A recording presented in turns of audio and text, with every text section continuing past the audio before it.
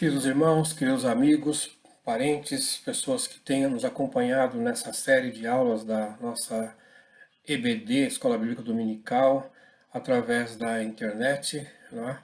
Nesse tempo de pandemia, onde nós preparamos essas aulas para divulgar o Evangelho de Cristo, a Palavra de Deus, de uma maneira mais simples e talvez mais fácil de chegar na tua casa, considerando que nós todos estamos impedidos de nos reunir regularmente, né? Eu espero que seja uma bênção na sua vida, ou que esteja sendo bênção na sua vida, as nossas aulas da EBD. Nós terminamos uma série de aulas falando sobre dúvidas humanas, soluções divinas, né? E agora vamos começar um novo tema falando sobre as parábolas de Jesus, né? Eu sou Marcos Domingos, sou professor da IBD na Igreja Batista da Lapa. Vamos começar então tratando desse tema das parábolas de Jesus, né? E eu quero me focar, eu quero centralizar a minha fala de hoje sobre revelações do reino de Deus para uma tomada de decisão. Jesus, ao longo da sua caminhada, ele se deparou com muitos questionamentos, situações difíceis de conflito e até de ataque, e aí ele tinha que ensinar, né, diante daquela situação prática, real que ele estava vivendo, qual é o que se aplicava então o ensino do reino de Deus. E ele ia revelando aos seus discípulos, seus seguidores, né, e ao mesmo tempo que ele revelava esses segredos, ele levava a pessoa a uma decisão, ou confrontava as pessoas. As pessoas tinham que decidir, a partir daquela palavra, o que eles iam fazer. Então, a palavra tem esse sentido também de decisão. Hoje eu vou apenas fazer uma análise geral, uma introdução ao tema, né, sobre as parábolas, né? Nós temos acompanhado esse tema já há muito tempo, todos nós que somos crentes há muito tempo, lemos as parábolas de Jesus, né? História simples, né? História que as crianças entendem, que são reproduzidas na forma de, às vezes, de teatro, né? Na forma de pessoas que estão tentando ilustrar isso de uma forma lúdica, não é? Então nós estamos assim achando que isso é uma coisa muito simples até. Nós sempre temos esse entendimento de que se trata de uma coisa muito simples. Na verdade, não, né?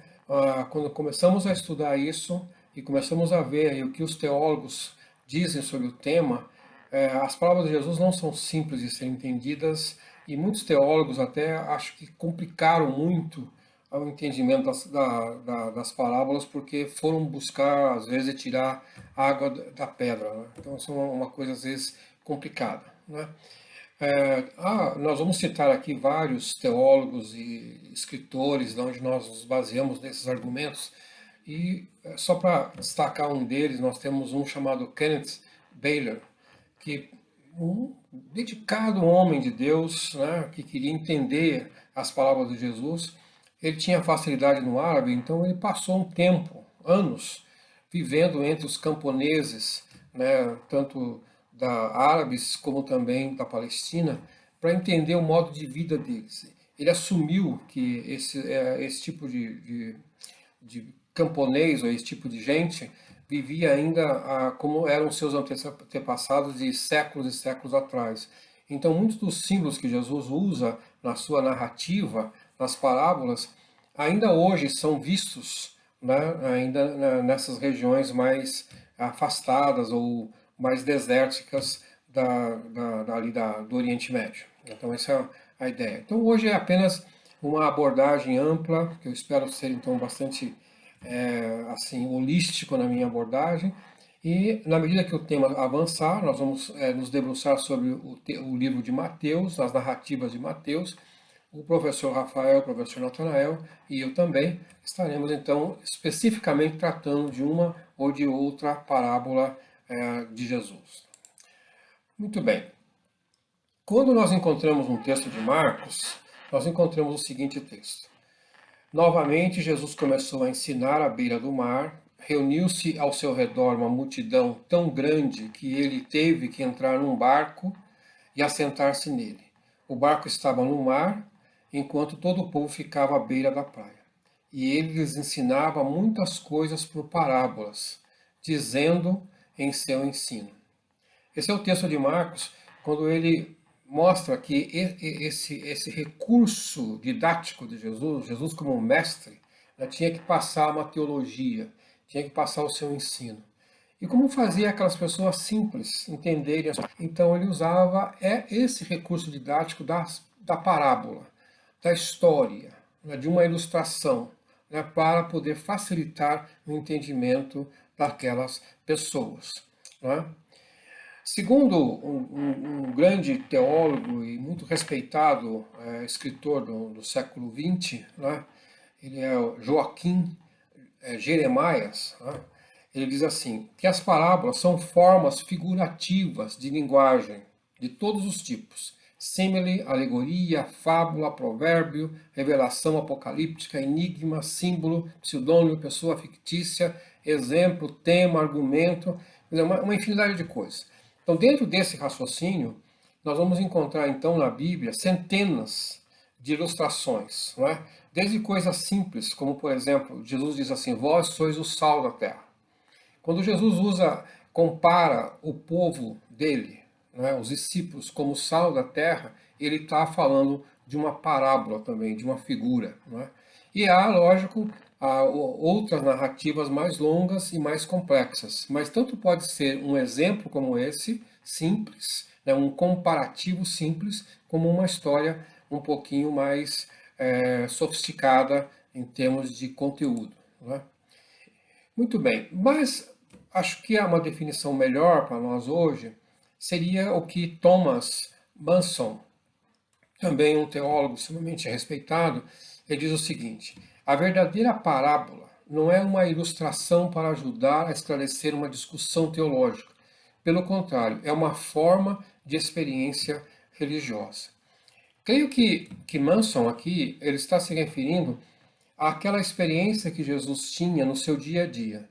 Notem que os evangelistas, quando vão narrando a história de Jesus, eles vão mostrando o caminho que Jesus estava percorrendo, as situações que ele estava vivendo, e em cada uma delas, que ele era desafiado ou era ele é estimulado a ensinar alguma coisa, ele mostrava uma experiência religiosa, não é? Não era um fato fictício, mas ele usava isso como uma própria experiência, né, de vida.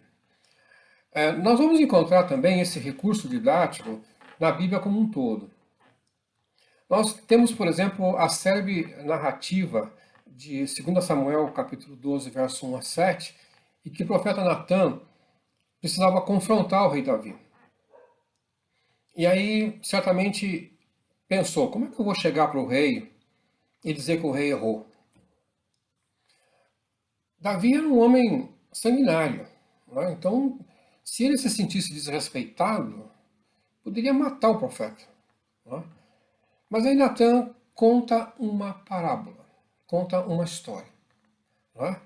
E ele fala de uma pessoa pobre que tinha uma única ovelha, e que aquela ovelha era como se fosse um filho dele, porque ele cuidava dela.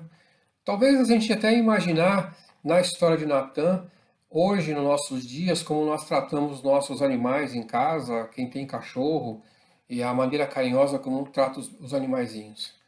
E aí ele conta a história para o rei, dizendo que uma outra pessoa mais poderosa, mais rica, né, quis dar um banquete, mas não quis matar do seu rebanho, e tirou aquilo que aquele pobre tinha e matou.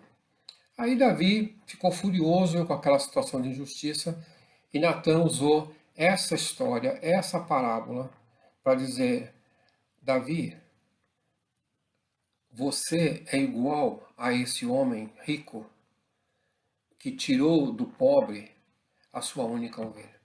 E aí Davi reconheceu o seu pecado que ele tinha cometido com Batseba, não é? E que ele tinha mandado matar o marido de Batseba, Urias, não é? Quando ele adulterou com a esposa de Urias. Então veja que recurso extraordinário Natan usou para tirar de Davi uma decisão importante depois, que foi o grande arrependimento dele e todas as consequências que vieram a partir daquele erro. Também nós encontramos em outras passagens, 2 Samuel, uma mulher que contou uma mentira para o rei, né? Encontramos em Isaías, por exemplo, também algumas alusões, por exemplo, da palavra da vinha, né? Encontramos também em outro texto de Isaías uma ilustração que também fala de semeadura. Então, no contexto rabínico, no contexto judaico, não eram estranhas as histórias, né? Apesar que esse grande escritor Joaquim Jeremias, ele não aceita esses contos do Velho Testamento como parábolas semelhantes à de Jesus. Joaquim diz que Jesus iniciou um novo ciclo, ou é peculiar de Jesus o ensino através de parábolas, e que ninguém tinha feito isso antes. É uma novidade, então, no ensino das Escrituras. Não é? Interessante que as parábolas de Jesus, elas são impactantes. Não há como você ficar indiferente. E eu até entendo que quando Jesus contou algumas parábolas em certas circunstâncias, aquilo foi tão forte que eu imagino que foi como um boxeador tomar um soco bem no meio do nariz. Tal o impacto que é. E talvez alguém poderia dizer assim, acho que Jesus foi até um pouco indelicado. Mas esse era o objetivo do ensino de Jesus, impactar. Né? A palavra de Deus, ela não pode ser morna. A palavra de Deus não pode ser alguma coisa assim, muito água com açúcar. A palavra de Deus tem que provocar um efeito nas pessoas. Né? E isso tem que exigir delas uma tomada de decisão. Por isso que ela é impactante. Então, quando nós, professores e pregadores, nós tentamos tirar o peso da palavra, nós tentamos ser educados, não queremos ser mal educados com o nosso ouvinte. Quem sabe pensamos assim, ele pode sair da igreja ofendido, porque eu fui muito duro na minha palavra. Eu creio que nós perdemos a ideia que Jesus passa do seu ensino. O seu ensino é impactante. Não é? Então pode ser que em algum momento numa pregação alguém se sinta atingido, mas aí eu diria assim, ok, a palavra alcançou o seu resultado, porque era isso mesmo, ela tem que impactar as pessoas. Não é? Vejam esse caso aqui.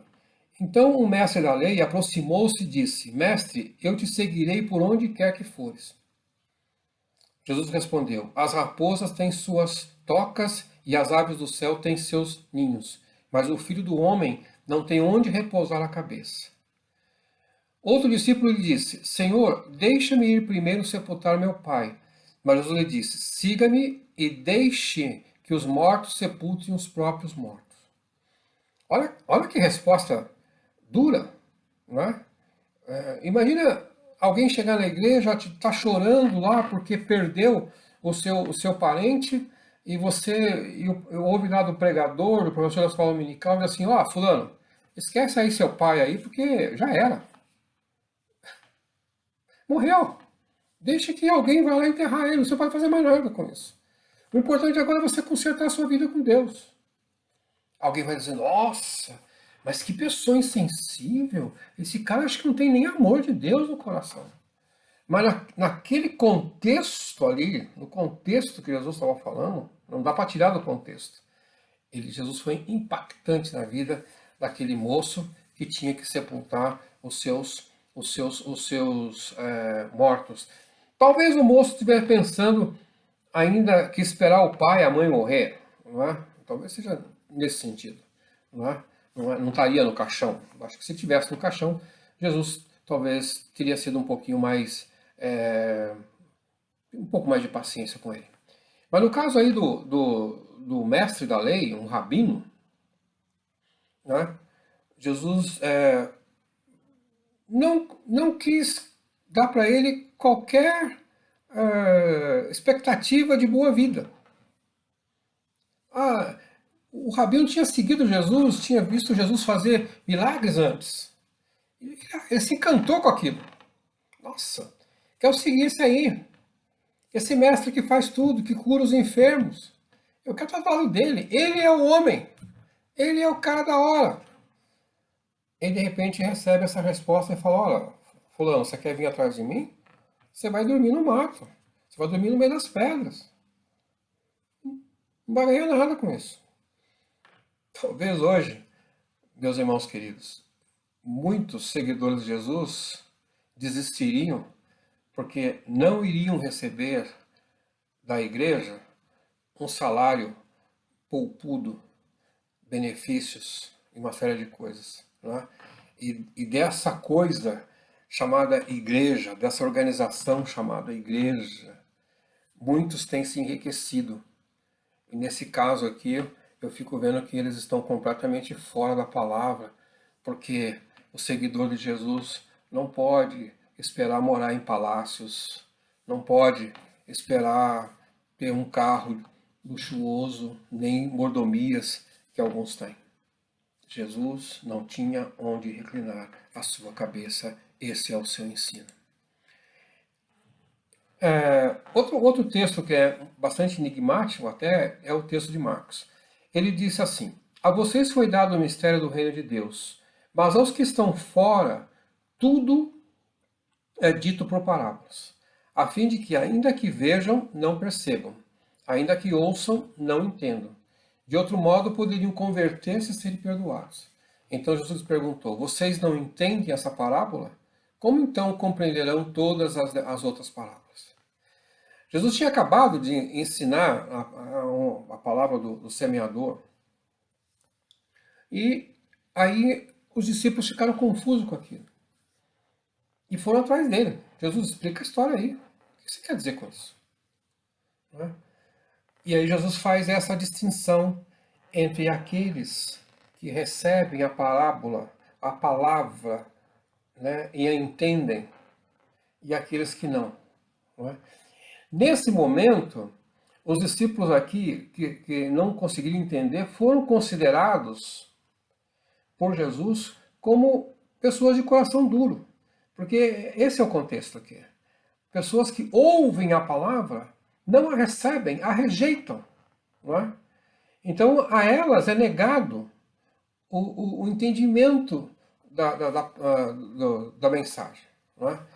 Bastante, esse texto é um texto bastante enigmático, e tem um dos nossos escritores, que eu já citei aqui, o Joaquim Jeremias, ele diz assim: a vós é confiado um mistério. Na verdade, ele está dizendo assim, esse texto poderia ser melhor traduzido da seguinte forma, essa tradução do Jeremias: a vós é confiado o mistério do reino de Deus, mas aqueles que são de fora, tudo é enigmático. De modo que, como está escrito, eles veem e não veem, ouvem e não entendem, a não ser que se convertam e Deus lhe perdoe. Acho que Jeremias consegue esclarecer um pouco melhor esse texto, né? Porque caso contrário, a gente ia pensar que quando alguém ouve uma palavra e não entende, ou porque o coração está duro, parece que foi deliberadamente negado o direito a essa pessoa, ao ouvinte, de se converter. Né? Então, o que nós podemos entender que quando a pessoa se abre e ele reconhece que Deus é o Senhor, né? Ele reconhece a Jesus Cristo, ele se converte, então esse mistério, esse enigma, passa a ser mais fácil de ser entendido. Então aqueles que são do reino, aqueles que já se converteram, muito mais fácil entender a palavra de Deus. Mas aqueles que não são, têm muitas perguntas, muitos questionamentos, não aceitam tal posição, aquela posição, quase que criam a sua própria religião em cima das suas dúvidas. Não é? Temos aqui um pensamento de Max Lucado, interessante, ele diz assim: eu creio que Deus é desprovido do gênero. Ele se apresenta como um pai, mas vem até nós com uma ternura de uma mãe. Em algumas parábolas, ele é a dona de casa que limpa a casa procurando a moeda perdida.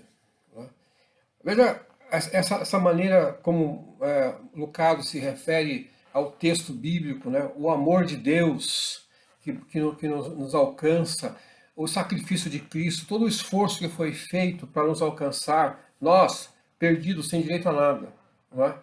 E Deus nos trata assim como alguma coisa preciosa, que estávamos perdidos, mas que houve esse esforço para nos encontrar.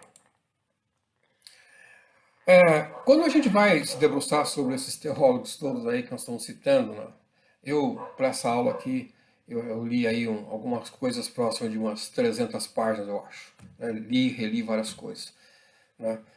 E vários deles, eu creio que há uma imensidão de gente que escreveu sobre esses temas. Eu coloquei aqui 4 autores, né, que tentam, segundo o conceito que eles criaram, né, dizer, olha, parábola pode ser classificada desse jeito. Né? Como é que se classificam as palavras? Isso é coisa típica de quem é teólogo, de quem é estudioso, de quem é um acadêmico. Né? Certamente as pessoas que ouviram Jesus lá no Mar da Galileia, ninguém estava preocupado com a gramática, com o estilo e nada, né? Só queriam ouvir aquela mensagem e entender. Mas vale a pena a gente olhar um pouco para esses pensamentos, até para facilitar o nosso estudo, a leitura bíblica. Né? Por exemplo, esse que eu já citei também, esse Kenneth Baylor, que é o sujeito que morou entre os árabes e passou anos tentando entender a cultura deles e aí usar os símbolos, né? Ele classifica as palavras da seguinte maneira: como um diálogo teológico, um evento narrativo, uma história de milagre, uma coleção topical, poética e sozinho. Né? Esse é o que ele conseguiu listar aqui. Já um outro chamado Herbert Lockyer, ele diz assim, que podiam ser classificados como reino espiritual, fenômenos naturais, mundo animal, mundo mineral. Veja que nas palavras muitas vezes Jesus usa essas coisas da natureza, né, para poder contar a sua história, falar de ovelha, falar de ouro, né, e vai contando isso tudo. E um escritor brasileiro chamado Álvaro Pestana, ele diz que a palavra pode ter um senso restrito, parábolas simbolizantes, parábolas proféticas, narrativas parabólicas e vai. Né? E o grande Joaquim Jeremiah diz assim: presença da salvação, misericórdia divina, a grande confiança diante da catástrofe, ameaça tarde demais. Na verdade, Jeremias aqui vai classificando as parábolas conforme o contexto que elas se encontram. Né? Então, creio que a gente não vai achar acordo aqui entre esses teólogos todos. Eles não vão ser unânimes em algum tipo de classificação. Né? E talvez você e eu tenhamos também uma nossa própria classificação. Bom, a pergunta que acho que talvez mais importante para nós seria uma das mais importantes. Como interpretar as parábolas? Quando eu leio aquele texto, aquela história simples de 3, 4 linhas, às vezes apenas uma, vós sois o sal da terra, vós sois a luz do mundo. Então, como é que eu interpreto isso? Né? Aqui a gente vai encontrar um pouco mais de consenso entre os teólogos. Então, é mais ou menos unânime dizer o seguinte: a parábola tem que ser entendida com a ideia central dela. Né? Não vai perder tempo com detalhes da parábola, mas aquilo que ela se propõe, né? O principal. Isso não pode perder isso de vista. Tem gente, às vezes, que quando fala de uma parábola, e principalmente quando a parábola é muito rica em detalhes, aí ele se perde. Ele começa a fazer trocentas pregações em cima de detalhes. Né? Imagina aí alguém pregando sobre os 2 filhos perdidos, né? Ou o filho pródigo, como nós conhecemos ele. E aí cada detalhe, né, do filho que saiu, que pediu para o pai a sua parte, e que foi lá, e lá ele se alimentava com as coisas dos porcos. Aí ele perde tempo imaginando a comida do porco. Não é? Depois ele volta, não é? E tem o seu texto. Aí encontra o irmão, que ficou o tempo todo protegido na casa do pai. Não é? E diz lá o texto que ele estava cuidando do campo. Tudo. E aí esses detalhes, ele se enrosca nesses detalhes. O que na verdade ali, o que nós temos como a ideia central é alguém arrependido e que volta e encontra o amor incondicional do seu Pai. Essa é a ideia central que não pode ser perdida. Não é? O outro teólogo que a gente já citou também, o Bailey aqui, ele diz assim, que nós temos que, quando lê o texto da parábola, ver que público que estava sendo destinado ali, com quem Jesus estava falando. Né? Em que contexto, qual era a situação? Era uma situação de milagre? Era uma situação de confronto com o escriba? Né? Os aspectos culturais, né? A simbologia. Então, ele veja que o Bailey aqui vai um pouco mais abrangente nessa história toda. E qual a decisão teológica que é esperada? Quando conta aquilo lá, o que aconteceu? Né? Então, isso é uma coisa interessante de a gente observar bem. Né? O ouvinte, qual foi a decisão que ele tomou? Né? E aí eu vejo também o pastor Elianai, também um pastor da Assembleia de Deus, ele diz assim, o princípio do contexto cultural histórico, princípio teológico, e assim vai. Vale a pena fazer um parênteses aqui só para dizer que naquela parábola que Jesus, ou nem é muito uma parábola, mas Jesus entra numa casa, não é? E é convidado para um banquete, e aí diz lá o texto, um tal Simão, né? E que uma mulher vem, aí uma mulher pecadora, vem lavar e ungir os pés de Jesus. Né? E diz o texto que ela veio por trás. Né? A gente tem visto algumas pinturas de grandes pintores famosos que mostram Jesus sentado numa cadeira e a mulher lavando os seus pés. Isso não está naquele contexto. Quando a gente pensa no contexto, até hoje, que não existe uma mesa como nós temos aqui no Brasil, com 8 cadeiras, uma mesa toda sofisticada. Eles têm uma mesa baixinha. Eles se sentam praticamente no chão e quando diz que Jesus se debruça, ele deixa os pés para trás, porque os pés eram impuros. Aí faz sentido a mulher vir por trás e molhar os pés de Jesus por trás, e não pela frente. Né? E também o Jeremias fala que as parábolas não apenas dão princípios gerais, mas ela relata um momento histórico da vida de Jesus, e aí vai. Então, essas são algumas das ideias para a interpretação das parábolas. Né? Mas eu acho que a ênfase aqui está em se fixar na ideia central e naquele contexto histórico que ali está, né? Que ela é única, a parábola ali é única, não é uma coisa que dá para se reproduzir. Naquela situação ela é única. E uma interpretação que varreu o tempo, né, é que alguns teólogos aí, dos primeiros séculos até praticamente no século XIX, né, eles tratavam as parábolas como uma alegoria. Né? Isso parece que predominou entre os teólogos, que até o próprio Agostinho também acho que tinha essa prática. Né? Então, no caso da alegoria, é isso que dá essa ênfase aí de que vai pegar uma parábola, pegar os detalhes dela, né, da história, e achar em cada elemento daqueles detalhes algum significado. Né? E isso foi derrubado mais recentemente, né, por um outro teólogo, dizendo que não, que não dá para você pegar e extrair da parábola esses detalhezinhos aí. Né? Paulo, por exemplo, usa uma alegoria. Quando ele fala de Sarai e Agar, ele usa os dois para dizer quem são os filhos da fé, quem não são os filhos da fé. Isso é uma alegoria típica, mas Jesus não usou esse tipo de coisa. Não é? Então isso foi derrubado aí já, e os teólogos mais modernos não aceitam mais esse tipo de interpretação dessa forma. Né? Bom, vale a pena então a gente também se situar aqui de que as parábolas, elas seguem, eu diria assim, um pouco o estilo do narrador.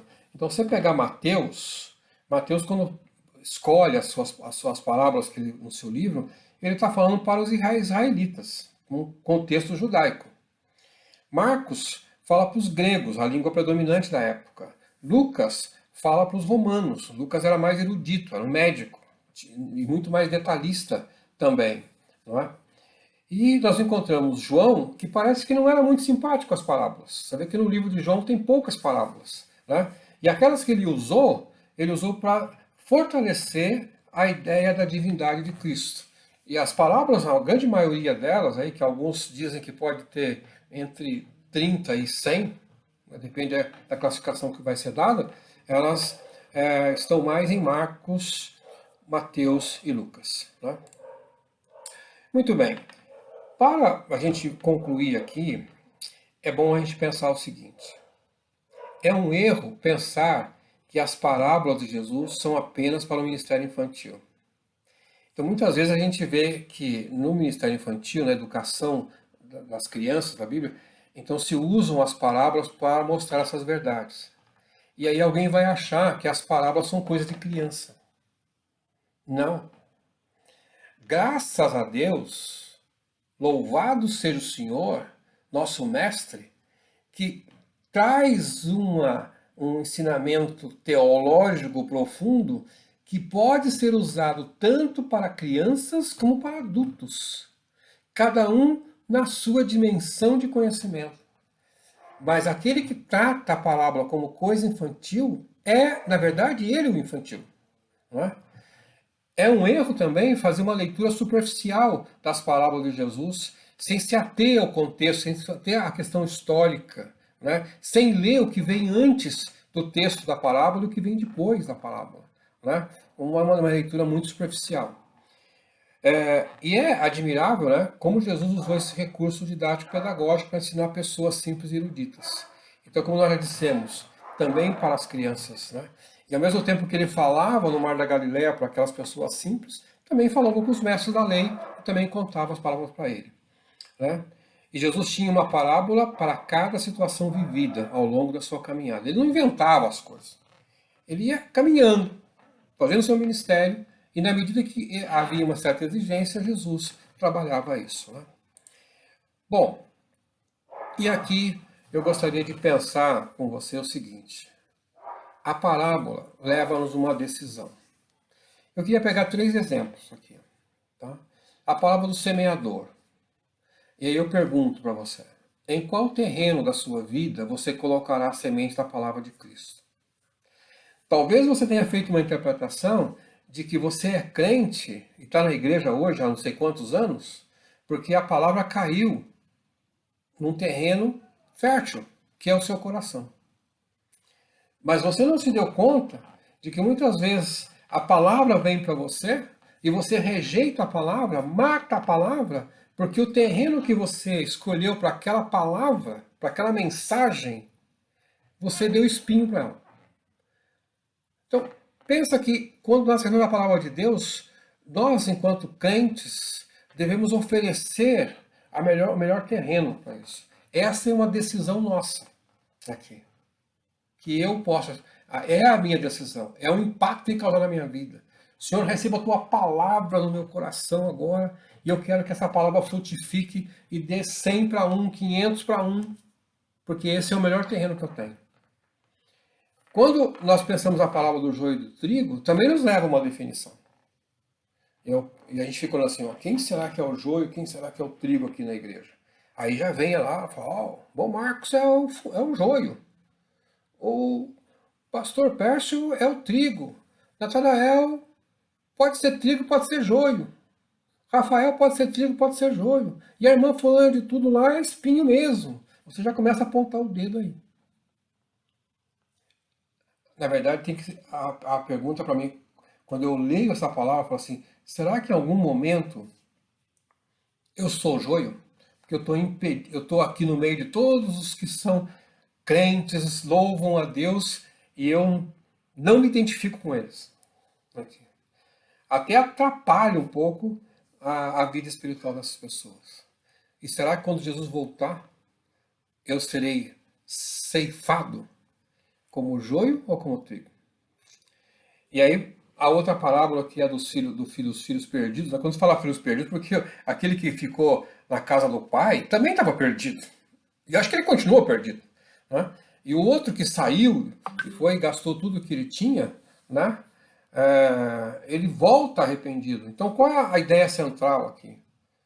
Em qual momento eu sou o filho arrependido, que reconheço o meu erro, volto, estou disposto a voltar, pedir perdão, né? E abraçar o meu pai? Ou em que momento eu encontro alguém que estava perdido e eu abro meus braços para receber como um pai amoroso? Então, são decisões que nós temos que tomar. Querido irmão, querida irmã, muito obrigado aqui nos ouvindo. Eu espero que tenha sido uma bênção na sua vida. Convido você a ouvir no próximo domingo a nossa aula, não é? E que Deus te abençoe, tá?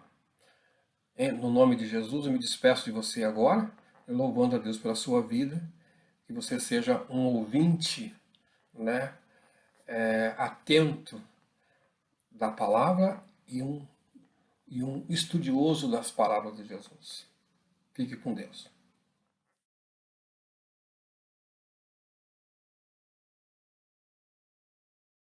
Queridos irmãos, queridos amigos, parentes, pessoas que tenham nos acompanhado nessa série de aulas da nossa EBD, Escola Bíblica Dominical, através da internet, né?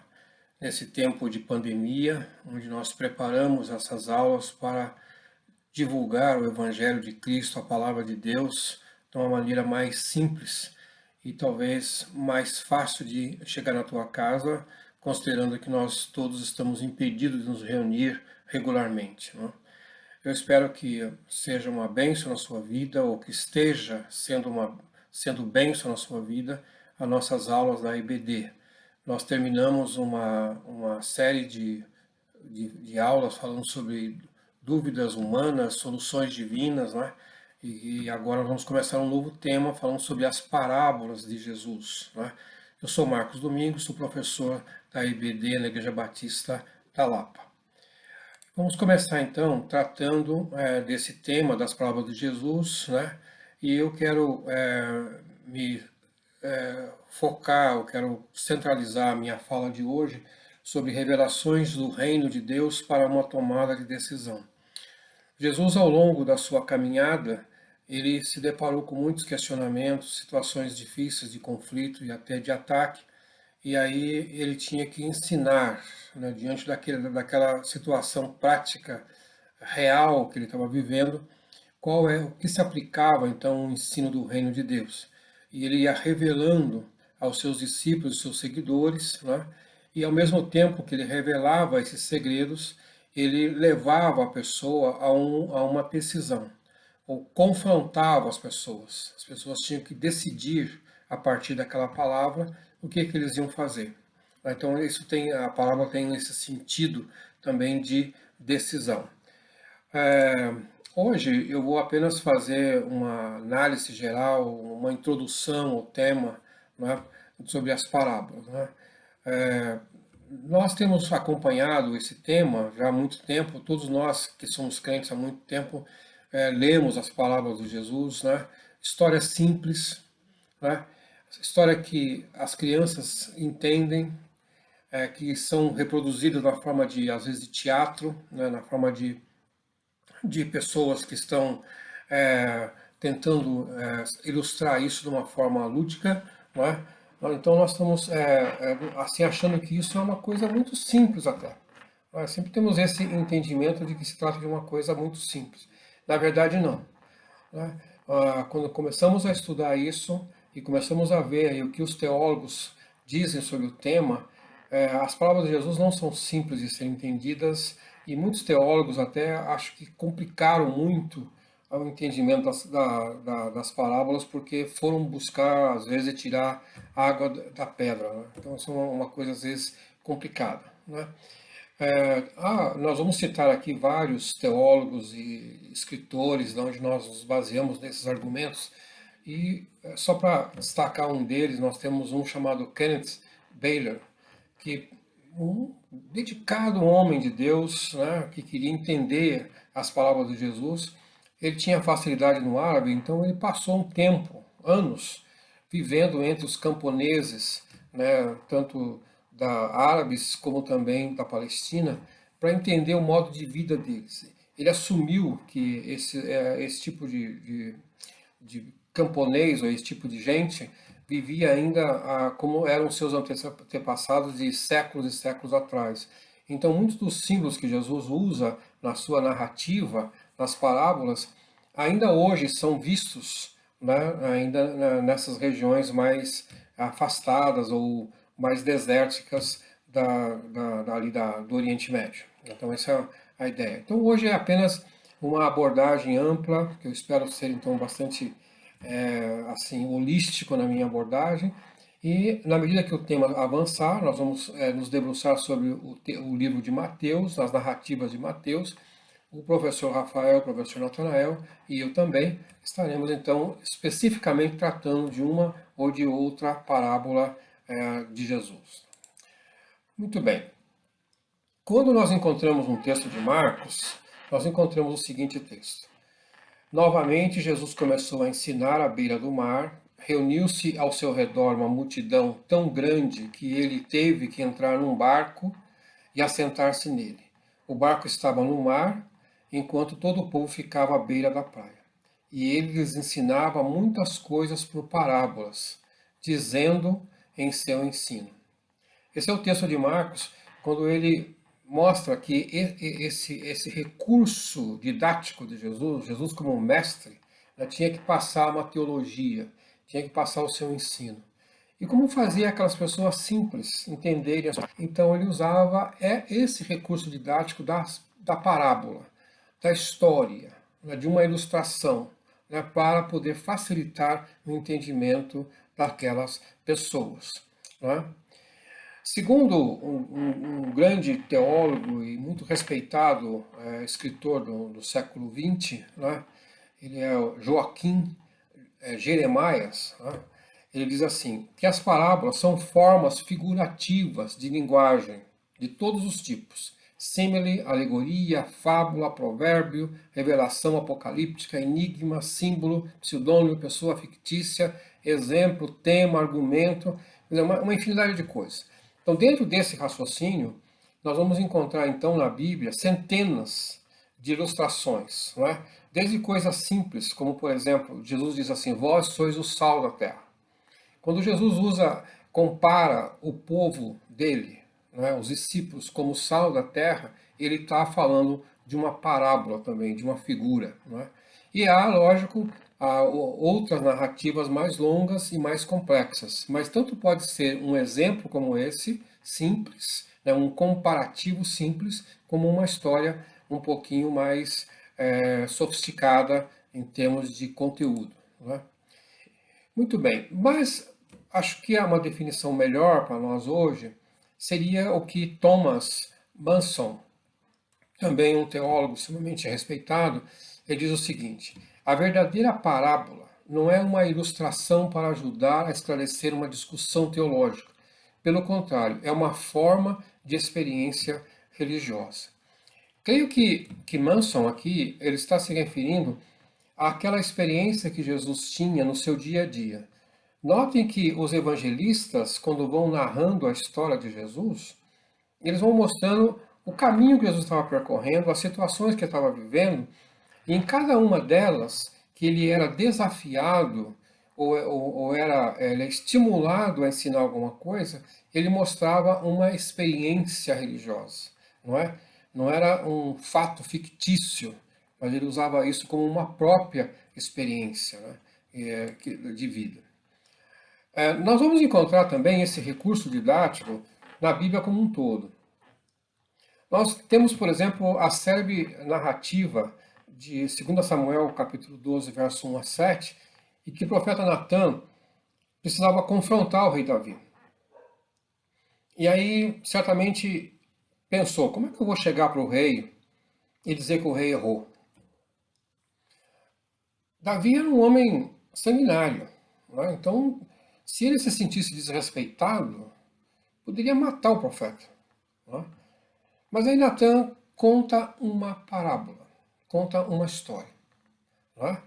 E ele fala de uma pessoa pobre que tinha uma única ovelha e que aquela ovelha era como se fosse um filho dele, porque ele cuidava dela. Talvez a gente até imaginar na história de Natan, hoje, nos nossos dias, como nós tratamos nossos animais em casa, quem tem cachorro, e a maneira carinhosa como trata os animaizinhos. E aí ele conta a história para o rei, dizendo que uma outra pessoa mais poderosa, mais rica, né, quis dar um banquete, mas não quis matar do seu rebanho, e tirou aquilo que aquele pobre tinha e matou. Aí Davi ficou furioso com aquela situação de injustiça, e Natan usou essa história, essa parábola, para dizer: Davi, você é igual a esse homem rico que tirou do pobre a sua única ovelha. E aí Davi reconheceu o seu pecado que ele tinha cometido com Batseba, não é? E que ele tinha mandado matar o marido de Batseba, Urias, não é? Quando ele adulterou com a esposa de Urias. Então veja que recurso extraordinário Natan usou para tirar de Davi uma decisão importante depois, que foi o grande arrependimento dele e todas as consequências que vieram a partir daquele erro. Também nós encontramos em outras passagens, segundo Samuel, uma mulher que contou uma mentira para o rei, né? Encontramos em Isaías, por exemplo, também algumas alusões, por exemplo, da parábola da vinha, né? Encontramos também em outro texto de Isaías uma ilustração que também fala de semeadura. Então, no contexto rabínico, no contexto judaico, não eram estranhas as histórias, né? Apesar que esse grande escritor Joaquim Jeremias, ele não aceita esses contos do Velho Testamento como parábolas semelhantes à de Jesus. Joaquim diz que Jesus iniciou um novo ciclo, ou é peculiar de Jesus o ensino através de parábolas, e que ninguém tinha feito isso antes. É uma novidade, então, no ensino das Escrituras. Não é? Interessante que as parábolas de Jesus, elas são impactantes. Não é? Não há como você ficar indiferente. E eu até entendo que quando Jesus contou algumas parábolas, em certas circunstâncias, aquilo foi tão forte que eu imagino que foi como um boxeador tomar um soco bem no meio do nariz. Não é? Tal o impacto que é. E talvez alguém poderia dizer assim, acho que Jesus foi até um pouco indelicado. Mas esse era o objetivo do ensino de Jesus, impactar. Né? A palavra de Deus, ela não pode ser morna. A palavra de Deus não pode ser alguma coisa assim, muito água com açúcar. A palavra de Deus tem que provocar um efeito nas pessoas. Né? E isso tem que exigir delas uma tomada de decisão. Por isso que ela é impactante. Então, quando nós, professores e pregadores, nós tentamos tirar o peso da palavra, nós tentamos ser educados, não queremos ser mal educados com o nosso ouvinte. Quem sabe pensamos assim, ele pode sair da igreja ofendido, porque eu fui muito duro na minha palavra. Eu creio que nós perdemos a ideia que Jesus passa do seu ensino. O seu ensino é impactante. Não é? Então pode ser que em algum momento numa pregação alguém se sinta atingido, mas aí eu diria assim, ok, a palavra alcançou o seu resultado, porque era isso mesmo, ela tem que impactar as pessoas. Não é? Vejam esse caso aqui. Ó. Então o mestre da lei aproximou-se e disse, Mestre, eu te seguirei por onde quer que fores. Jesus respondeu, as raposas têm suas tocas e as aves do céu têm seus ninhos, mas o Filho do Homem não tem onde repousar a cabeça. Outro discípulo lhe disse, Senhor, deixa-me ir primeiro sepultar meu pai. Mas Jesus lhe disse, siga-me e deixe que os mortos sepultem os próprios mortos. Olha que resposta dura, não é? Imagina alguém chegar na igreja, está chorando lá porque perdeu o seu parente, e você ouve lá do pregador, do professor da escola dominical, e diz assim, fulano, esquece aí seu pai aí, porque já era. Morreu. Deixa que alguém vá lá enterrar ele, você não pode fazer mais nada com isso. O importante agora é você consertar a sua vida com Deus. Alguém vai dizer, nossa, mas que pessoa insensível. Esse cara acho que não tem nem amor de Deus no coração. Mas naquele contexto ali, no contexto que Jesus estava falando, não dá para tirar do contexto. Jesus foi impactante na vida daquele moço que tinha que sepultar os seus mortos. Talvez o moço estivesse pensando ainda que esperar o pai e a mãe morrer, não é? Talvez seja nesse sentido, não é? Não estaria no caixão. Acho que se tivesse no caixão, Jesus talvez teria sido um pouco mais de paciência com ele. Mas no caso aí do mestre da lei, um rabino, né? Jesus não quis dar para ele qualquer expectativa de boa vida.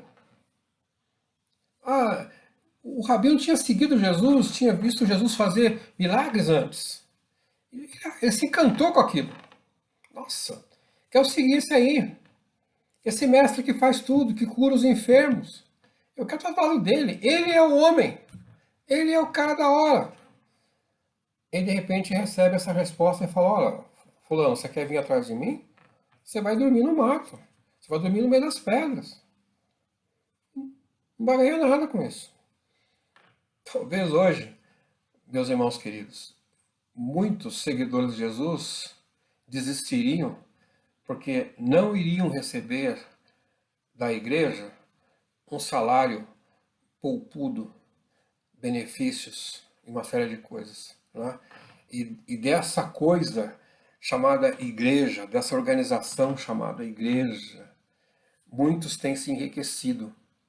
E nesse caso aqui, eu fico vendo que eles estão completamente fora da palavra, porque o seguidor de Jesus não pode esperar morar em palácios, não pode esperar ter um carro luxuoso, nem mordomias que alguns têm.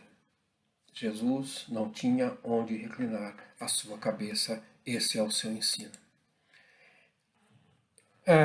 Outro texto que é bastante enigmático até é o texto de Marcos. Ele disse assim, a vocês foi dado o mistério do reino de Deus, mas aos que estão fora, tudo é dito por parábolas, a fim de que ainda que vejam, não percebam, ainda que ouçam, não entendam. De outro modo, poderiam converter-se e serem perdoados. Então Jesus perguntou, vocês não entendem essa parábola? Como então compreenderão todas as outras parábolas? Jesus tinha acabado de ensinar a palavra do semeador. E aí os discípulos ficaram confusos com aquilo.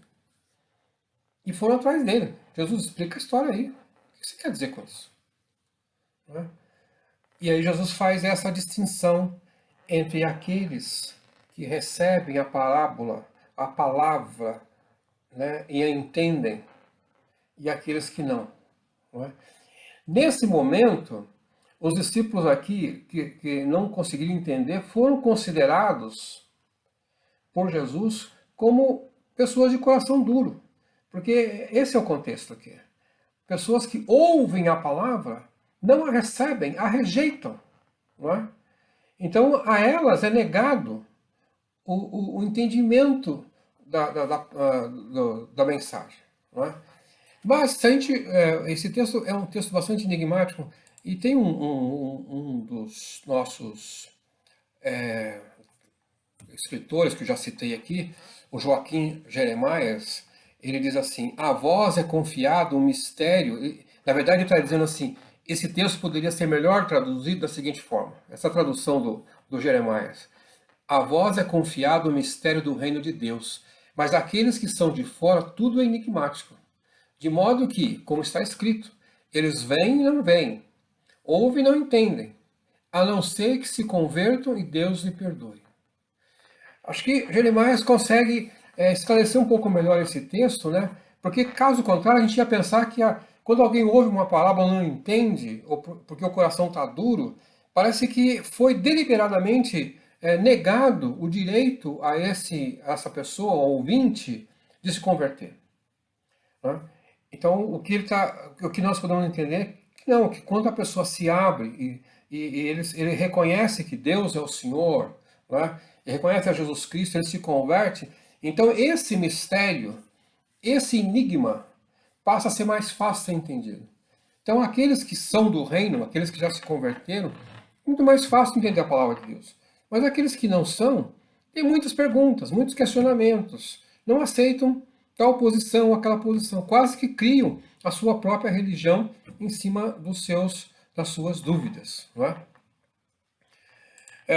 Temos aqui um pensamento de Max Lucado, interessante, ele diz assim: eu creio que Deus é desprovido do gênero. Ele se apresenta como um pai, mas vem até nós com uma ternura de uma mãe. Em algumas parábolas, ele é a dona de casa que limpa a casa procurando a moeda perdida. Veja essa maneira como Lucado se refere ao texto bíblico, né? O amor de Deus que nos alcança, o sacrifício de Cristo, todo o esforço que foi feito para nos alcançar, nós, perdidos, sem direito a nada. Não é? E Deus nos trata assim como alguma coisa preciosa, que estávamos perdidos, mas que houve esse esforço para nos encontrar. Quando a gente vai se debruçar sobre esses teólogos todos aí que nós estamos citando, né? Para essa aula aqui, eu li aí algumas coisas próximas de umas 300 páginas, eu acho. Né? Li e reli várias coisas. Né? E vários deles, eu creio que há uma imensidão de gente que escreveu sobre esses temas.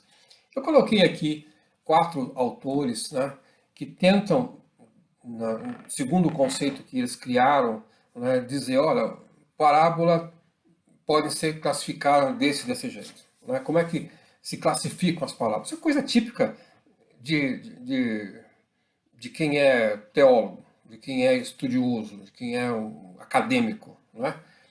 Certamente as pessoas que ouviram Jesus lá no Mar da Galileia, ninguém estava preocupado com a gramática, com o estilo e nada. Né? Só queriam ouvir aquela mensagem e entender. Mas vale a pena a gente olhar um pouco para esses pensamentos, até para facilitar o nosso estudo, a leitura bíblica. Né?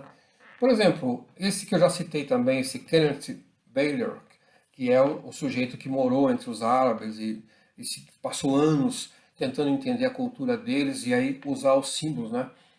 Ele classifica as palavras da seguinte maneira: como um diálogo teológico, um evento narrativo, uma história de milagre, uma coleção topical, poética e sozinho. Né? Esse é o que ele conseguiu listar aqui. Já um outro chamado Herbert Lockyer, ele diz assim, que podiam ser classificados como reino espiritual, fenômenos naturais, mundo animal, mundo mineral. Veja que nas palavras muitas vezes Jesus usa essas coisas da natureza, né, para poder contar a sua história, falar de ovelha, falar de ouro, não é? E vai contando isso tudo. E um escritor brasileiro chamado Álvaro Pestana, ele diz que a palavra pode ter um senso restrito, parábolas simbolizantes, parábolas proféticas, narrativas parabólicas e vai. Né? E o grande Joaquim Jeremiah diz assim: presença da salvação, misericórdia divina, a grande confiança diante da catástrofe, ameaça, tarde demais. Na verdade, Jeremias aqui vai classificando as parábolas conforme o contexto que elas se encontram. Né? Então, creio que a gente não vai achar acordo aqui entre esses teólogos todos. Eles não vão ser unânimes em algum tipo de classificação. Né? E talvez você e eu tenhamos também uma nossa própria classificação. Bom, a pergunta que acho que talvez mais importante para nós seria uma das mais importantes. Como interpretar as parábolas? Quando eu leio aquele texto, aquela história simples, de 3, 4 linhas, às vezes apenas uma, vós sois o sal da terra, vós sois a luz do mundo. Então, como é que eu interpreto isso? Né? Aqui a gente vai encontrar um pouco mais de consenso entre os teólogos. Então, É mais ou menos unânime dizer o seguinte: a parábola tem que ser entendida com a ideia central dela, né?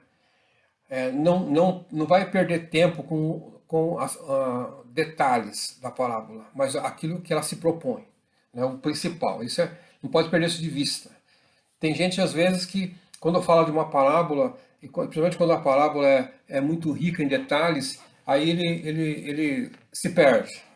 Ele começa a fazer trocentas pregações em cima de detalhes, né? Imagina aí alguém pregando sobre os dois filhos perdidos, né? Ou o filho pródigo, como nós conhecemos ele. E aí cada detalhe, né, do filho que saiu, que pediu para o pai a sua parte, e que foi lá, e lá ele se alimentava com as coisas dos porcos. Aí ele perde tempo imaginando a comida do porco, né? Depois ele volta, né? E tem o seu texto. Aí encontra o irmão, que ficou o tempo todo protegido na casa do pai, né? E diz lá o texto que ele estava cuidando do campo, tudo. E aí esses detalhes, ele se enrosca nesses detalhes. O que na verdade ali, o que nós temos como a ideia central é alguém arrependido e que volta e encontra o amor incondicional do seu pai. Essa é a ideia central que não pode ser perdida, não é? O outro teólogo que a gente já citou também, o Bailey aqui, ele diz assim, que nós temos que, quando lê o texto da parábola, ver que público que estava sendo destinado ali, com quem Jesus estava falando, né? Em que contexto, qual era a situação? Era uma situação de milagre? Era uma situação de confronto com o escriba, né? Os aspectos culturais, né? A simbologia. Então, ele veja que o Baile aqui vai um pouco mais abrangente nessa história toda. E qual a decisão teológica que é esperada? Quando conta aquilo lá, o que aconteceu? Né? Então, isso é uma coisa interessante de a gente observar bem, né? O ouvinte, qual foi a decisão que ele tomou, né? E aí eu vejo também o pastor Elianai, também um pastor da Assembleia de Deus, ele diz assim, o princípio do contexto cultural histórico, princípio teológico, e assim vai. Vale a pena fazer um parênteses aqui só para dizer que naquela parábola que Jesus, ou nem é muito uma parábola, mas Jesus entra numa casa, não é? E é convidado para um banquete, e aí diz lá o texto de um tal Simão, né? E que uma mulher vem, aí uma mulher pecadora, vem lavar e ungir os pés de Jesus, né? E diz o texto que ela veio por trás, né? A gente tem visto algumas pinturas de grandes pintores famosos que mostram Jesus sentado numa cadeira e a mulher lavando os seus pés. Isso não está naquele contexto. Quando a gente pensa no contexto, até hoje, que não existe uma mesa como nós temos aqui no Brasil, com 8 cadeiras, uma mesa toda sofisticada. Eles têm uma mesa baixinha. Eles se sentam praticamente no chão e quando diz que Jesus se debruça, ele deixa os pés para trás, porque os pés eram impuros. Aí faz sentido a mulher vir por trás e molhar os pés de Jesus por trás, e não pela frente, né? E também o Jeremias fala que as parábolas não apenas dão princípios gerais, mas ela relata um momento histórico da vida de Jesus, e aí vai. Então, essas são algumas das ideias para a interpretação das parábolas, né? Mas eu acho que a ênfase aqui está em se fixar na ideia central e naquele contexto histórico que ali está, né? Que ela é única, a parábola ali é única, não é uma coisa que dá para se reproduzir. Naquela situação ela é única. E uma interpretação que varreu o tempo, né, é que alguns teólogos aí, dos primeiros séculos até praticamente no século XIX, né, eles tratavam as parábolas como uma alegoria, né? Isso parece que predominou entre os teólogos, que até o próprio Agostinho também acho que tinha essa prática, né? Então, no caso da alegoria, é isso que dá essa ênfase aí de que vai pegar uma parábola, pegar os detalhes dela, né, da história, e achar em cada elemento daqueles detalhes algum significado. Né?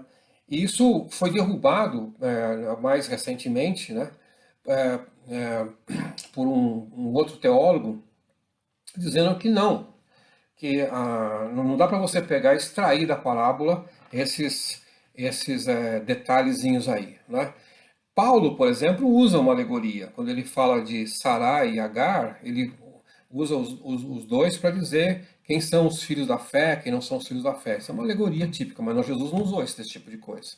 Não é? Então isso foi derrubado aí já, e os teólogos mais modernos não aceitam mais esse tipo de interpretação dessa forma. Né? Bom, vale a pena então a gente também se situar aqui de que as parábolas elas seguem, eu diria assim, um pouco o estilo do narrador. Então, você pegar Mateus, Mateus quando escolhe as suas parábolas que no seu livro, ele está falando para os israelitas, num contexto judaico. Marcos fala para os gregos, a língua predominante da época. Lucas fala para os romanos. Lucas era mais erudito, era um médico e muito mais detalhista também, não é? E nós encontramos João, que parece que não era muito simpático às parábolas. Você vê que no livro de João tem poucas parábolas, né? E aquelas que ele usou para fortalecer a ideia da divindade de Cristo. E as parábolas, a grande maioria delas, aí, que alguns dizem que pode ter entre 30 e 100, né, depende da classificação que vai ser dada, elas estão mais em Marcos, Mateus e Lucas. Né? Muito bem. Para a gente concluir aqui, é bom a gente pensar o seguinte: é um erro pensar que as parábolas de Jesus são apenas para o ministério infantil. Então, muitas vezes a gente vê que no ministério infantil, na educação das crianças da Bíblia, então se usam as parábolas para mostrar essas verdades. E aí alguém vai achar que as parábolas são coisa de criança. Não. Graças a Deus, louvado seja o Senhor, nosso mestre, que traz um ensinamento teológico profundo que pode ser usado tanto para crianças como para adultos, cada um na sua dimensão de conhecimento. Mas aquele que trata a parábola como coisa infantil é, na verdade, ele o infantil. Não é?